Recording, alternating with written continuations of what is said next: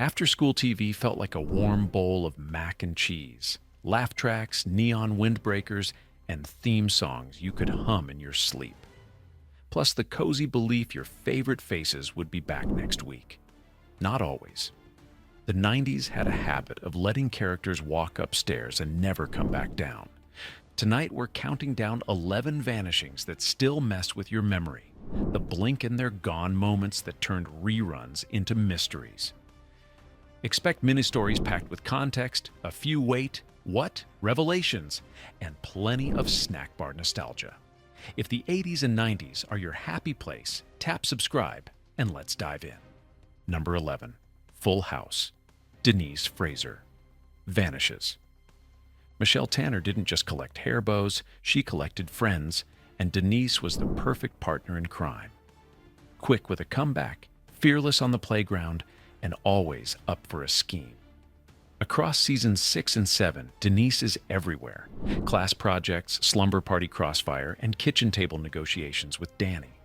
Then season 8 arrives, and gone. No transfer paper, no teary doorstep goodbye, not even a "she moved across town." It's as if San Francisco developed a kid-specific Bermuda Triangle, in a universe where Kimmy Gibbler can pop in without knocking, and Jesse somehow lives in the attic with a recording studio. The idea that Michelle's bestie just evaporates hits extra weird. Rewatch those later episodes and you can feel the empty space where Denise would have delivered a punchline. To be a 90s kid was to accept that sometimes sitcom logic was stronger than gravity. And Denise fell right off the map. Quick pit stop. Before we go any further, hit like, subscribe, and ring that bell so you never miss a nostalgia trip. The more you engage, the more the algorithm lets us keep the 80s and 90s living rent-free in your recommendations. All right, back to the disappearing act. Number 10, Boy Meets World, Nebula. Lawrence disappears. Topanga had a sister, yes, really, who cruises in during season 1 to pick her up from Corey's place, drops a few big sister vibes, and then vanishes like a dream you can't quite retell. Later seasons even imply Topanga is an only child, which is sitcom for we misplaced a relative and decided nobody would notice. Boy Meets World loved meta winks, but this wasn't a wink so much as a retcon steamroller. Fans have spun wild theories, secret tragedy, family estrangement, interdimensional hallway, but the show never throws us a bone. The result is a little time capsule of 90s TV continuity. Characters could be essential one week and non-existent the next, and the writers figured we'd be too busy memorizing Feeney's wisdom to keep score. Joke's on them. The internet kept receipts, and Nebula became a legendary "wait what?" moment. Number 9. Saved by the Bell. Tori Scott's semester just disappears. Bayside pulls a scheduling magic trick. For a run of episodes, Kelly and Jesse are gone, and a new classmate, Tori, rolls in wearing a leather jacket and main character energy. She bonds with the gang, trades quips with Zach, even gets centerpiece plots. And then, with zero explanation, she's gone the moment Kelly and Jesse reappear. No transfer notice, no goodbye at the max, nothing. Behind the scenes, NBC split production orders and aired them in a way that created the famous Tori arc. In-universe, it reads like teleportation. One week, Zach's debating flowers for Tori. The next, he's back to pining for Kelly, and Bayside acts like the leather jacket was a weird dream. Number 8, Saved by the Bell, Max the Magician vanishes. The Max wasn't just a hangout, it was Bayside's social motherboard, and Max, the magician/manager, was its wizard, levitating mozzarella sticks and life advice in equal measure. He'd pop out from behind a counter, deliver a pep talk to Zach that sounded suspiciously like a lesson of the week, do a card trick, and poof, literally and figuratively. Then one season he's just not there. No heartfelt farewell where he passes the apron to a successor. No, I'm following my magic to Vegas postcard tacked on the bulletin board. In a show with multiple timelines, spin-offs, and a beach club that apparently existed in the same school year 3 different times, you'd think we'd get one line of dialogue. Instead, the teens keep hanging out, just with fewer rabbits and more curly fries. For a generation of viewers, it was our first taste of TV's "the grown-ups moved on" energy. Number 7. Sabrina the Teenage Witch. Mr. Poole goes MIA. Biology teachers have a sitcom half-life, and Mr. Poole hit his in record time. Played with dry, unflappable wit by Paul Feig, Poole set the tone for Westbridge High as the adult who could be funny without trying. Sabrina survives his class, summer hits, and by the fall semester he's MIA, replaced by new faculty and new dynamics. No staff meeting announcement, no hallways whispering, he took a job at a lab. The school treats teachers like interchangeable game cartridges. For fans, Poole's disappearance marks the moment Sabrina decisively shifts from froggy dissections to newsroom capers and coffee shop drama. It makes sense from a production lens, but in universe, it's like the frog hopped off his desk and took the syllabus with him. Number 6. Sabrina the Teenage Witch, Jenny Kelly without goodbye. Before Valerie, there was Jenny. Vintage vest, earnest heart, and a teenage soul that matched Sabrina's weird in all the right ways.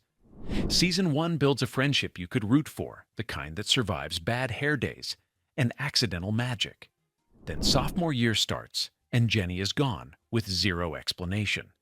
It's not that she transfers or turns into a rival, she simply stops being mentioned. The effect is jarring, because Sabrina's social life is the show's oxygen. Swap a best friend, and the whole room feels different. Jenny became the patron saint of we meant to follow up characters, preserved forever in reruns like a pressed flower between yearbook pages. Mid-roll break, if this list is scratching your nostalgia itch, drop a comment with the vanishing that drove you craziest. And if you're feeling extra supportive, share this video with the friend who still says, "Not the mama." It keeps our retro deep dives coming. Number 5. Boy Meets World. Eli Williams, the media teacher, vanishes. Introduced as Mr. Turner's buddy and the school's media studies teacher, Eli is the cool adult who pushes Corey and Sean toward journalism and TV production. He's got a newsroom set, on-camera assignments, and real-world pep talks, the kind of mentor who expands the school beyond Feeney's classroom. Then, after season 4, Eli is gone without so much as a goodbye segment. No transfer, no job change, no staff meeting send-off. The show simply recalibrates, narrows its focus, and acts like the AV room evaporated over summer break. For a series that loved teacher-student bonds, the lack of closure is a genuine head-scratcher. Number 4. Boy Meets World, Mr. Turner's Crash. Then silence. Leather jacket, motorcycle helmet, heart of gold. Turner was the cool English teacher who took Sean under his wing when Sean needed it most. Then a crash shatters the season, and the follow-up never comes. He survives, but after a hospital visit, the show pivots and Turner evaporates. No, I'm transferring to a different district. No goodbye to Feeney. For kids watching, it was disorienting. The adult who cared simply stopped existing in the narrative. Decades later, another series confirms he's alive and thriving, which is comforting. But in the original run, the silence is its own plot twist. It's proof that the 90s could handle heavy stories one week and act like they never happened the next. Number 3. Step by Step, Brendan Lambert fades away. Frank and Carol's blended brood was already a head-count math problem, and somewhere in the final season, the numbers just change. Brendan, the quiet youngest Lambert, fades from featured scenes to background glances to nothing at all. There's no camp goodbye, no "he's with grandma," no line about outgrowing family dinners. He becomes negative space, the kind you only notice on rewatch when you go, "Hold up, weren't there more kids?" Step by Step loved adding. New cousins, new neighbors, new babies. But subtraction came without announcement. Number 2. The Fresh Prince of Bel-Air, Jackie Ames, slips out of sight.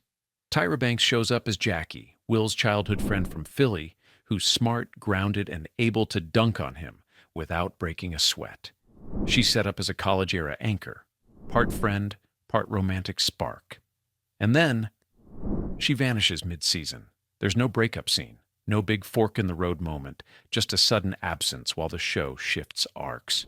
For viewers, it felt like the writers introduced someone who could actually challenge Will, then quietly removed her before things got serious. In a show famous for memorable exits, Jackie's non-exit might be the quietest of them all. Number 1. Third Rock from the Sun.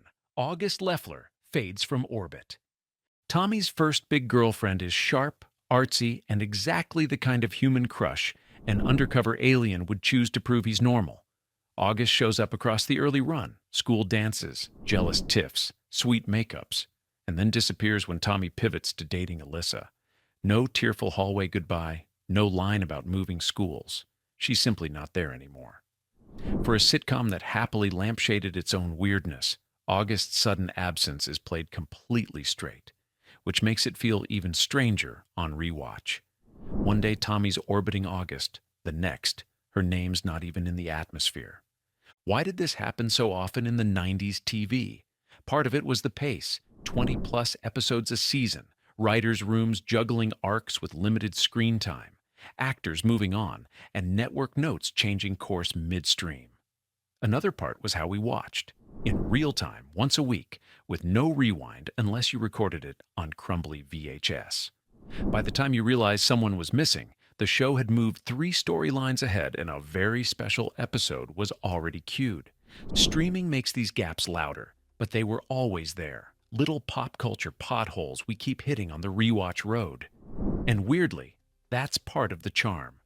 The imperfections make the memories stick. When a character vanishes, the audience does the stitching, inventing headcanon, sharing theories, and, in a way, keeping those missing faces alive. In the 90s, we didn't just watch TV, we finished it in our heads. So tell us, which of these vanishings blew your mind the most? Right now you feel all fuzzy and nostalgic, yeah? For this feeling to last forever, you have to hit the like and subscribe button. Because with Box Set and Chill, the 80s and 90s never end.